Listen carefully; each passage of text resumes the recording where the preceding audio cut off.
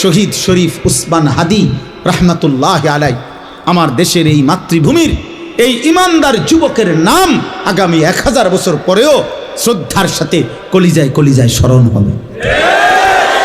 পৃথিবী তাকে মনে রাখবে।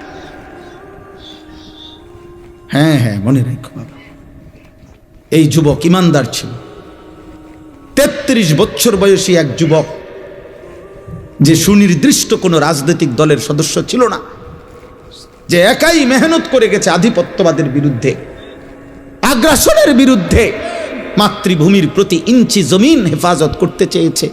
তার সামর্থ্যের সবটুকু দিয়ে সে বলেছে, সে পাক্কা নামাজি ছিল, 5 ওয়াক্ত নামাজ পড়ত, ফজরের নামাজ প্রতিদিন জামাতে পড়ত, ফজরের নামাজ ক্যাম্পেইন করত, সাথীদেরকে ফজরের নামাজের জন্য উঠাইতো, ফজরের নামাজের বন্ধুদেরকে সাথে নিয়ে এরপরে ঢাকা 8 সংসদীয় আসনে ওয়ার্কিং করত প্রতিদিন ফজরের নামাজের পরে। তুমি খবরে দেখো,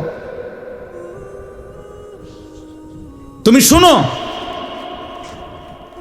দেখো এক যুবক একই সাথে ঈমান এবং দেশপ্রেম দুইটাই তার মধ্যে সমান তালে ছিল। মাতৃভূমির প্রতিও প্রচণ্ড টান ছিল, দেশের আজাদি স্বাধীনতা সার্বভৌমত্বের প্রতিও তার কলিজা ভরা মহব্বত ছিল, আল্লাহর প্রতিও তার মজবুত ঈমান ছিল।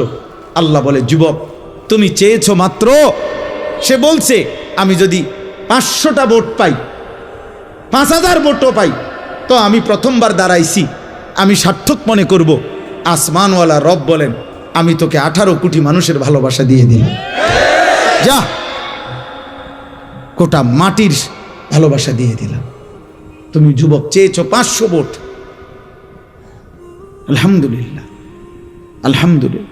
কি আশ্চর্য যুবক বলো, এই দেশের লক্ষ আলেম, মুফতি, মুহাদ্দিস, ইমাম, খতিব, মুয়াজ্জিন, ওয়াইজ, পীর, বুজুর্গ, আউলিয়া, তালিবে ইলম, হাফেজে কোরআন, আল্লাহর দ্বীনের সবাই, আবার সাধারণ থেকে সাধারণ মানুষ, রিস্কাওয়ালা, ট্রাকওয়ালা, ঠেলাওয়ালা, কুলিওয়ালা, দিন মজুর, বুড়া মানুষ, জওয়ান মানুষ, বাচ্চা মানুষ, সব তার জন্য চোখের পানি ফেলে অঝরে কাঁদছে। এজন্য যুবক, মরিলে এমন মরাই মইর, বাঁচলে এমন বাছাই বাইছ। নারী দেখে দেখে মরে যাইবা, এমন সুন্দর শেষ করে দিলা হায়াত। উলঙ্গ ছবি দেখতে দেখতে আব্বা মরে যাইবা, নর্তকী দেখতে দেখতে। অথচ নারীর চাহিদা তো স্বাভাবিক চাহিদা, এটা তো আল্লাহ প্রত্যেকের পূরণ করছে। নারীর চাহিদা পূরণ না হইলে স্বামী স্ত্রী হয় কেমনে, বিবাহ হয় কেমনে? নারীর চাহিদা পূরণ না হইলে এই পৃথিবীতে মানব প্রজন্ম এই পর্যন্ত আইবে না। এটা তো একটা কমন বিষয়, একেবারেই সাধারণ একটা বিষয়। এইটার জন্য নিজে বুঝি এত চরিত্রহীন হয়ে যেতে হবে? ছি ছি ছি ছি ছি বেটা, থো বেটা, খা পুরুষ, অপদার্থ বেটা।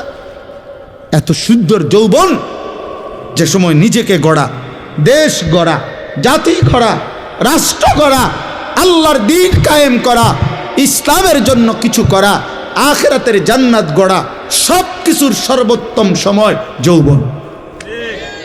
যুবক চাইলে নিজেকে গড়তে পারে, যুবক চাইলে দেশ গড়তে পারে, যুবক চাইলে সমাজ গড়তে পারে, যুবক চাইলে রাষ্ট্র গড়তে পারে, যুবক চাইলে আখিরাত জান্নাতও গড়তে পারে। এটা আল্লাহ প্রদত্ত শক্তি। আল্লাহ নিজে বলছেন, সুম্মালি তাবলুগু আশুদ্দাকুম, আমি আল্লাহ তোমাদেরকে যৌবনকালে শক্তির পূর্ণতা দিয়েছি। মানুষের দেহে যেটুকু পূর্ণ শক্তি আল্লাহর বরাদ্দ, ওইটা পূর্ণতায় পৌঁছে যৌবনকালে। ওয়ালাম্মা বালাগা আশুদ্দাহু, কোরআনের অনেক আয়াত।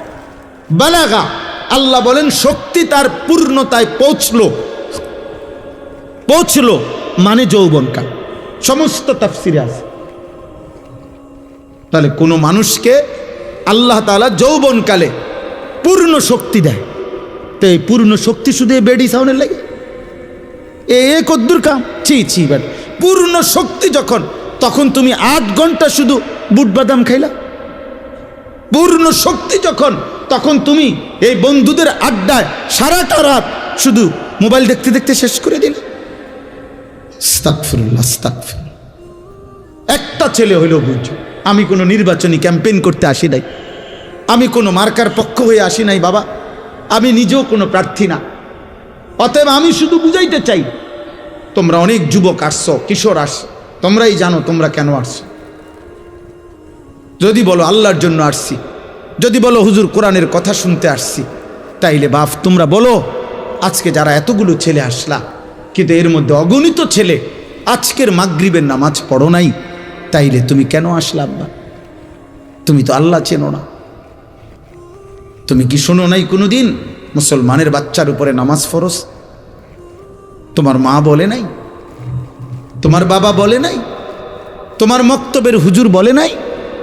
তোমার জুমার নামাজের বয়ানে ইমাম সাহেব শুনায় নাই? তোমারে কেউ আল্লাহ চিনায় নাই? এই সমাজে যেখানে চারিদিকে মসজিদ, চারিদিকে কম বেশি মাদ্রাসা আছে, প্রত্যেক পাড়ায় মহল্লায় এলাকায় গলিতে গলিতে আলেম ওলামা আছে, হাফেজে কোরআন আছে, ইমাম মুয়াজ্জিন আছে, তোমার বংশের কত লোক নামাজ পড়ে, এত নামাজের পরিবেশের ভিতরেও তুমি আল্লাহ চেনো না? তো তুমি নাফরমানদের জায়গায় গেলে কি করবা? যেখানে ডানে বামে যেখানে কেউ নাই ইমানদার, সেখানে শিরিকের অঞ্চলে, কুফরের অঞ্চলে, মুশরিকের কোনো এলাকায় যদি এই যুবক যায়, আপনি বলেন সে কি করবে? বুঝেন নাই কথাটা? যেখানে তার চারদিকে নামাজের পরিবেশ, তার বাবা মা নামাজ পড়ে, তার দাদা দাদি নামাজ পড়ে, তার নানা নানি নামাজ পড়ে, তাগো গ্রামের কত মানুষ নামাজ পড়ে, সে যেই রাস্তা দিয়ে যাও প্রত্যেক নামাজের ওয়াক্তে একজন দুইজন চারজন মানুষ হইলেও দেখে যে এরা নামাজ পড়ে আসে, আজান শুনতেছে। ইন্ডিয়ার এমন অসংখ্য, ইন্ডিয়ায় এখনো এমন অসংখ্য এলাকায় প্রদেশ আছে যেখানের মানুষ মুসলমান জন্মের পর থেকে কোনোদিন প্রকাশ্যে মাইকে আজান শুনে নাই, নিষিদ্ধ। আমি তো ইউপি গেছি, দেখছি সেখানে মাইকে আজান নিষিদ্ধ। তাইলে আমার বলার উদ্দেশ্য হলো ভাই, এটা বুঝতে শেখো ভাই। পৃথিবী বিখ্যাত, সারা পৃথিবী বিখ্যাত এই কওমি মাদ্রাসার মূল যেই প্রতিষ্ঠান দারুল উলুম দেওবন্দ, ওইটা যেই প্রদেশে, ইউপি, ওই প্রদেশে প্রকাশ্যে মাইকে আজান নিষিদ্ধ। তাহলে যেই অঞ্চল ইউরোপ, আমেরিকা, যেখানের চারিদিকে মুশরিক, যেখানে চারিদিকে উলঙ্গ অর্ধ উলঙ্গ মানুষ, যেখানে জিনা ব্যভিচারের স্বাভাবিক ফ্রি মিক্সিং, যেখানে যৌনাচার স্বাভাবিক বিষয়, ছেলে মেয়ে সম্মত হলে কোনো পাপ নাই, কোনো অপরাধ নাই, রাষ্ট্রীয় কোনো বাধা নাই, সমাজের কোনো বাধা নাই, কারো থেকে কোনো নিষেধ নাই, তো সেখানে তুমি গেলে কেমনে টিকবা? তোমার মাতৃভূমি চারিদিকে মুসলমান, এখানেই আশ্চর্য। মানে আমি অনেক চিন্তা করি, আমার অনেক ভাবনা এটাই। এই 18-16 বছর আর 20 বছরের ছেলে যেগুলো এক ওয়াক্ত নামাজ পড়ে না, আমার কাছে মনে হয় মানে তার চাইতে বড় গাদ্দার মানুষ হইতে পারে। আরে বাপরে বাপ, তার মতো নিকৃষ্ট গাদ্দার, কারণ এতে শক্ত গাদ্দার, কারণ তার চারিদিকে ইসলাম আর পরিবেশ, মসজিদ, মাদ্রাসা, তার বংশের ফ্যামিলির, তার আত্মীয় স্বজনের অগণিত ব্যক্তি নামাজ পড়ে। তার স্বাস্থ্য হয় হয়তো হাফেজে কোরআন, খবর নেই, তার বাতিজা একজন আছে হয়তো হাফেজে কোরআন, তার ঘরের অনেকেই আশেপাশে নামাজ পড়ে, আজান হয়, তাগক বাড়িতে হুজুর আইয়ে যায়, তাদের এলাকায় আলেম ওলামা ঘোরে, এত কিছুর ভিতরে তার মা মুসলমান, বাবা মুসলমান, কিন্তু এই জানোয়ার এত শক্ত হারামি, তার কলিজার মধ্যে এমন শক্ত পাথর, এত বড় পরিবেশ থাকতেও এক ওয়াক্ত নামাজ পড়ে না। এটা মুসলমানের বাচ্চা হয় কেমন? ছি ছি ছি ছি বেটা, ছি বেটা, থু বেটা তোদের কপালে, বেটা বেনামাজি তোদের কপালে থুতু মারলাম বেটা, থুতু তোর কপালে বেটা, থু মারলাম তোর কপালে বেটা, বদনসিব বেটা। আল্লাহ না চিনলে মানুষ হয় নাকি? আবার মালিক না চিনলে? আরে বেটা, মানুষ কৃতজ্ঞতা বোধ যার নাই, দুনিয়ার মানুষ পরিভাষার মধ্যে তাকে মানুষ বলে না। কেউ যদি এমন হয় যে আমি আজকে 30 বছর না, আজকে 5 বছর মিয়া আমনে রে সুখে দুঃখে আমি টাকা পয়সা দিয়ে গেছি, বিপদে আপদে টাকা দিছি, যখনই যা লাগে আমি আপনারে দিছি। আজকে যখন 5 বছর পরে যদি আপনি আমার থেকে চোখ ফিরাই নেন, মৌলানা আপনার নাম কি বলেন? জি, তো তো আমি কি বলবো তখন? তুই মানুষের বাচ্চা নি রে, তোরে আজকে 5টা বছর ধরে আমি এত কিছু করলাম তোর লাগিয়া, আজ তুই চোখ ফিরে লেলি বেটা। মানুষ বলবে কি না এটা?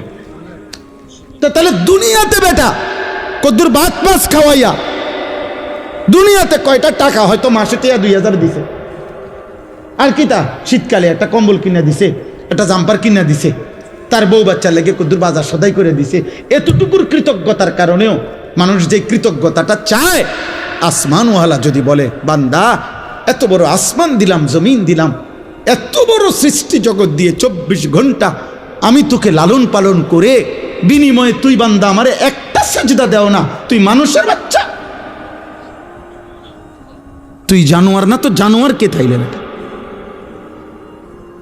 বলো বেটা, একটা বেনামাজি ছেলে দাঁড়া বেটা, বল তুই মানুষের বাচ্চা কিনা বল, এখানে দাঁড়ায় প্রমাণ কর বেটা। এখানে বাচ্চা আছে, সবাই মিল্লা দরকার হলে এখানে মেল হইব, দরবার হইব, হায় কিভাবে মানুষের বাচ্চা তুমি? কৃতজ্ঞতা বোধ যার মধ্যে নাই, সে মানুষের বাচ্চা হয় কেমনে? অকৃতজ্ঞ তো মানুষ হইতে পারে না।